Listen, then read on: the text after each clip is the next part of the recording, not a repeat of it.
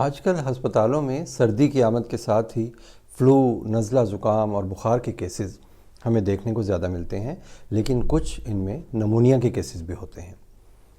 Pneumonia پھیپھڑوں کی ایک خطرناک بیماری ہے جس میں پھیپھڑوں میں موجود ہوا کی تھیلیوں یعنی ایئر سیکس، جنہیں ہم ایلویولائی بھی کہتے ہیں، ان میں انفیکشن کے باعث بلغم یا پیپ بھر جاتی ہے، جو سانس لینے میں دشواری اور آکسیجن کی کمی پیدا کرتی ہے۔ 65 سال سے زائد عمر کے افراد یعنی بزرگ افراد، بچے جو 5 سال سے کم عمر خاص طور پر، اور کمزور قوت مدافعت والے لوگ، یا کرونک ڈیزیزز ہیں جنہیں جیسے ڈائبٹیز ہے، سانس کی بیماری ہے، یا جو اسموکنگ کرتے ہیں، سگریٹ نوشی کرنے والے لوگ، ان میں نمونیا کے خطرات زیادہ ہوتے ہیں۔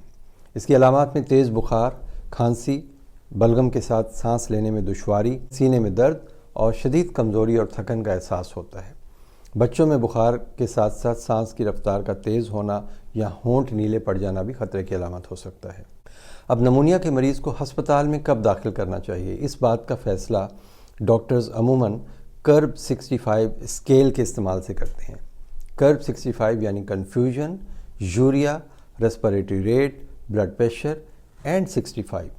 میں آپ کو علیحدہ علیحدہ سمجھاتا ہوں کہ کرب 65 سے بنتا کیا ہے۔ جیسے کہ میں نے ابھی بتایا، کرب کا سی جو ہے یہ شو کرتا ہے کہ کنفیوژن، یعنی اگر مریض ذہنی طور پہ الجھن کا شکار ہے، اس کو سمجھ نہیں آ رہی، اس کے یوریا کی سطح 7 ملی مول پر لیٹر یا 42 ملی گرام پر ڈیسی لیٹر سے زیادہ ہے، ریسپریٹری ریٹ اگر 30 سے زیادہ ہے پر منٹ، اور بلڈ پریشر 90/60 سے کم ہے، اور اس کی عمر 65 سے زیادہ ہے۔ ان سب کے ایک ایک نمبر ہیں۔ اگر ان میں سے دو سے زیادہ پوائنٹس ہوں تو مریض کا علاج ہم انجیکشنز کے ذریعے ہاسپٹل میں کرتے ہیں، لیکن جن میں یہ سکور 2 سے کم ہو، ان کو دوا کا کورس دے کر گھر بھیج دیا جاتا ہے۔ یہ میں نے اس لیے بتایا ہے کہ بہت سے لوگ جن کو نمونیا ڈائگنوز ہوتا ہے اور ایکس رے میں جب ہم انہیں بتاتے ہیں کہ آپ کو نمونیا ہے، تو وہ اصرار کرتے ہیں کہ ہمیں ہسپتال میں داخل کیا جائے، تو ان کا سکور اگر 2 سے کم ہے، کرب 65 کا جو میں نے آپ کو ایک اسکیل بتایا، تو ایسے لوگوں کو گھر بھیجا جا سکتا ہے اور وہ اینٹی بائیوٹکس کے استعمال سے بالکل ٹھیک ہو جاتے ہیں۔